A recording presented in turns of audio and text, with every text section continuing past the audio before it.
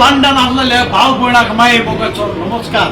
देवाचे कृपेन आमी सगळे एक्टर गोंयसान लंडनाक पावले.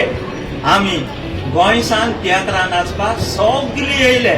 मुखार भाव भयणांनी आतां तुमी येयाय.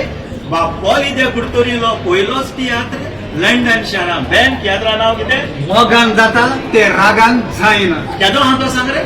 7 तारखेर ऑगस्टाचे सांजेच्या 6:30 आहा सळबरी प्रायमरी स्कूल हॉल वेम्बली हो पयलो शो.